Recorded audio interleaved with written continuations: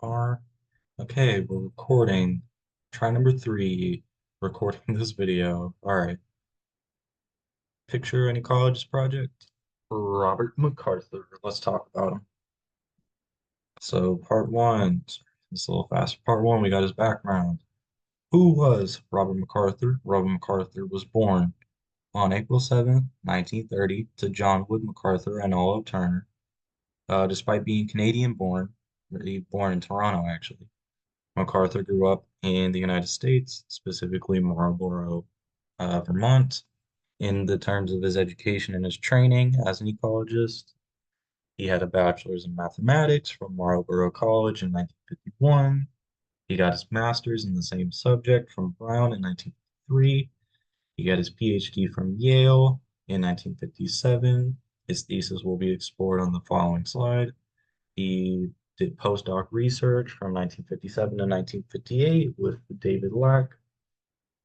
He was a professor at the University of Pennsylvania for 7 years.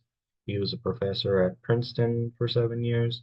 And then finally, he unfortunately died of renal cancer or kidney cancer in 1972. So, Robin MacArthur, his PhD. So, before I talk about his PhD, I'm going to contextualize it by saying this. He probably got his love for ecology from George Evelyn Hutchinson, or maybe one of the reasons is that, or one of the reasons why he chose to be an ecologist. Hutchinson himself is the often regarded as the father of modern ecology. So MacArthur's thesis topic for his PhD was the coexistence of five species of warbler in a simple habitat.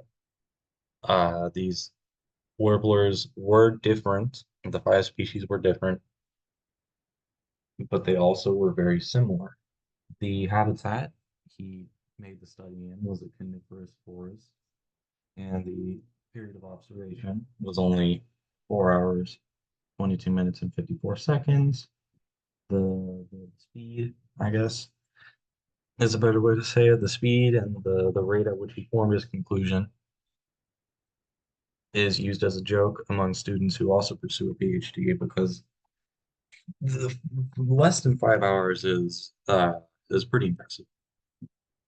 And then the Warbler paper, what his thesis topic ended up, or his thesis paper ended up being called as, still widely used as a good introduction to ecology today. And in this thesis, he proved that these five species of warblers were able to coexist by forming separate niches within their habitat because each species had a different specialization in regards to foraging, maybe different heights within the forest, maybe different beak specifications. So let's talk about his contribution and impact to nets. First contribution is obviously his warbler paper because it's still widely used in as an example with ecology texts to motivate students. Many of the aspects of the paper have already been seen within our class at A&M here. We've talked about density dependence and carrying capacity and how those things can be tied to population growth, and then how territoriality can also play into that. And then we also talked about behavioral ecology with stuff like your cost benefit analysis in regards to their foraging behavior, and then the how that cost benefit can also be affected by sexual selection, and how that sexual selection affects adaptations within those future generations. And then his second contribution, you got the theory of island biogeography.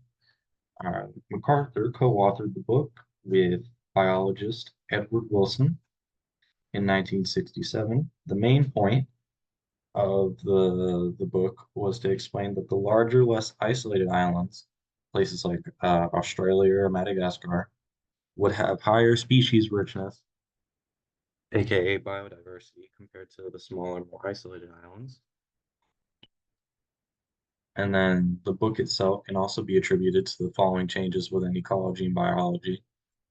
Uh, Biogeography got a brand new subsection in island biogeography. Community ecology got a huge bump up in popularity, and then landscape ecology was created partially because of what MacArthur and Wilson found out in 1967. And so now why MacArthur?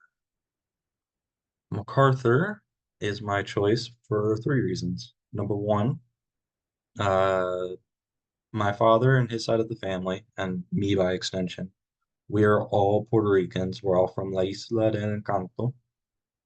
One of the many things I love about being in Puerto Rico is the island's wide array of flora and fauna that you can really only find there. And that isolation uh, is also a big reason why invasive species scare me so much. Invasive species can start overperforming and forcing those small local populations out. And MacArthur's studies of those of the island biogeography really only reinforces that worry for me. But that's why it's important for me to choose him because it's a pertinent issue for me. And then MacArthur's contributions as a whole to the field of ecology is a big reason why I chose him.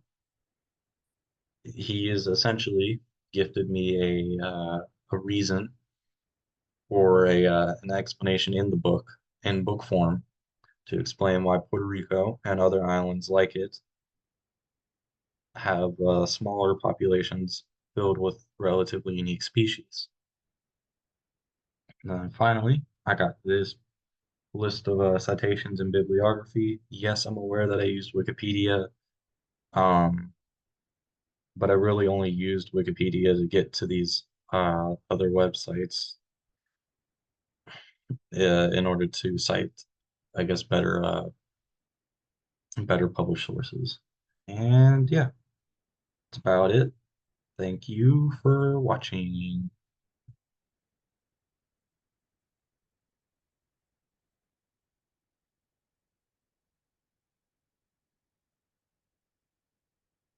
So